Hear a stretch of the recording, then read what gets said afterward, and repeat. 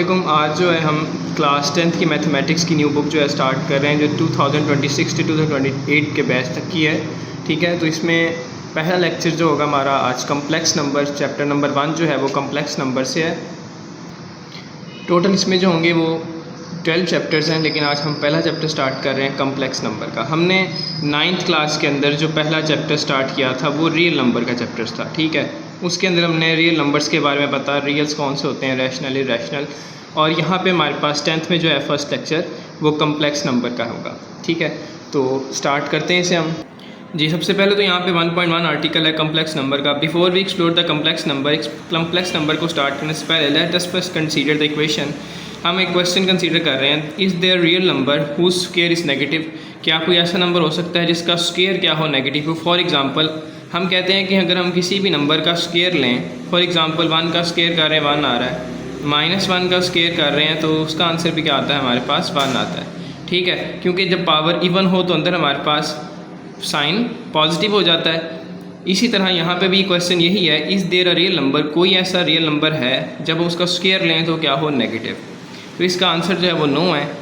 क्यों, ये आप उसको एग्जांपल देकर साथ बता देंगे। अगर ये शॉर्ट क्वेश्चन में आता है is there real number whose square is negative, तो आप उसमें लिखेंगे no is the number whose square is negative because this. अब यहाँ पे एग्जांपल है, दो इक्वेशन हमने ले ली, x² -1 = 0 एक इक्वेशन है, दूसरी है x² + 1 = 0। पहले हम इसको सॉल्व करते हैं, इसका ग्राफ बनाते हैं। -1 यहाँ पे राइट साइड पे आके पॉजिटिव 1 हो जाएगा। स्क्वायर है, हम स्क्वायर रूट लेते हैं बोथ साइड, तो +-1 स्क्वायर रूट आ जाएगा। ये हमारे पास इसका आंसर आ गया। ठीक है, क्योंकि पावर इसकी कितनी थी, हाईएस्ट डिग्री कितनी है, 2 है, तो इसके सोल्यूशन पे कितने होंगे, 2 ही होंगे, एक प्लस का 1 और एक माइनस का 1, जो इस इक्वेशन को क्या करेंगे, सेटिस्फाई करेंगे ये दोनों वैल्यूज़। ठीक है, तो अब इसका हम ग्राफ अगर बनाएं +-1 के अकॉर्डिंग, इस अगर फंक्शन का, जिस तरह हमने क्लास 10th के अंदर 9th के अंदर चैप्टर नंबर 10 में किया था, बिल्कुल सेम उसी तरह क्वाड्रेटिक फंक्शन का ग्राफ बना रहे हैं, तो ये ओपन अपर पैराबोला बन रहा है। ठीक है, क्योंकि हमारे पास इसकी स्लोप पॉजिटिव है तो ये अपर पैराबोला है। अब ये जो है एक्स एक्सिस को एक इस -1 पॉइंट पे टच करेगा और इधर +1 पे टच करेगा। ठीक है, यहाँ पे लिखा है equation 1 has 2 real solution. Equation 1 के 2 रियल सोल्यूशन है, एक +1 और एक -1, ये दोनों रियल नंबर हैं, तो ये 2 रियल सोल्यूशन है। The graph f(x) = x² - 1 crosses the x axis.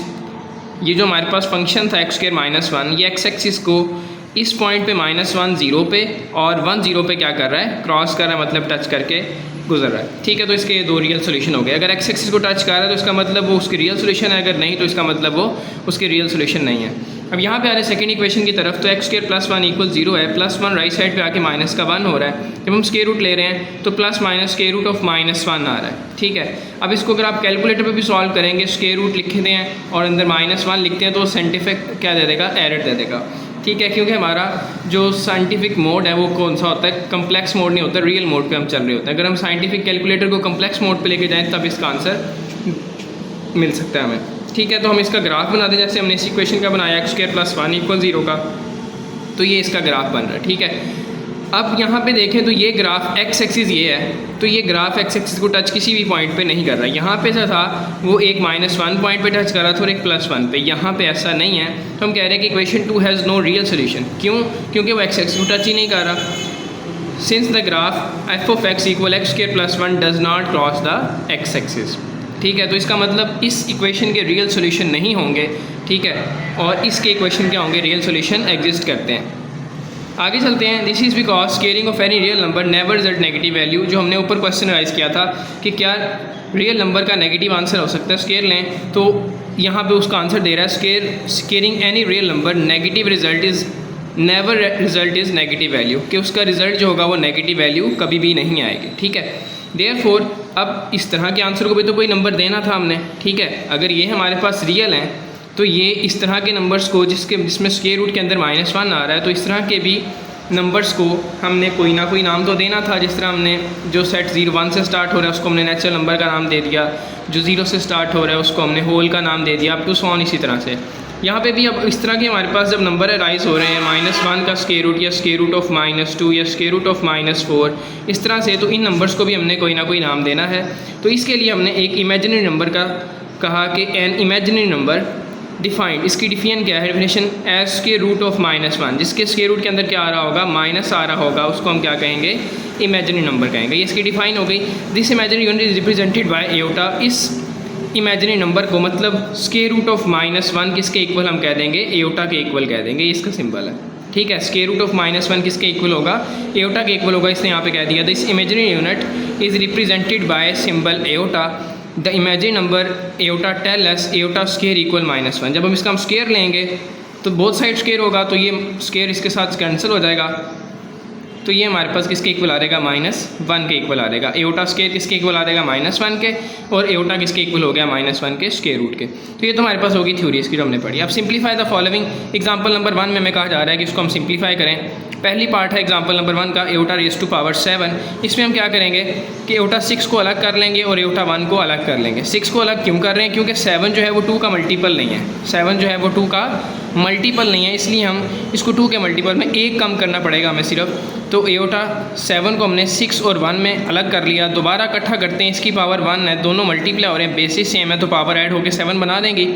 तो यहाँ पे 6 को हमने कन्वर्ट कर दिया 2 रेज़ टू पावर 3 में और मल्टीप्लाई बाय एयोटा जी। तो एयोटा 6 को हम कन्वर्ट कर देंगे 2 raise to power 3, powers rule यहाँ पे लगा रहे हैं। 2 मल्टीप्लाई बाय 3 कितना हो जाएगा, अगेन 6 हो जाएगा। एयोटा स्क्वायर की वैल्यू हमें किसके इक्वल पता है, -1 के इक्वल पता है, तो हम एयोटा स्क्वायर की जगह पे क्या पुट कर देंगे, -1 whole raise to power cube as it is, और ये वाला एयोटा भी हमारे पास क्या आ गया, एज इट इज़ आ गया, ठीक है। अब -1 की पावर क्या है, 3 है, पावर ऑड हो तो माइनस एज इट इज़ रहता है, तो ये हमारे पास बन गया -1 मल्टीप्लाई बाय एयोटा। तो -1 मल्टीप्लाई बाय एयोटा, तो हमारे पास क्या रहेगा, माइनस एयोटा, इसका आंसर आ गया, ठीक है।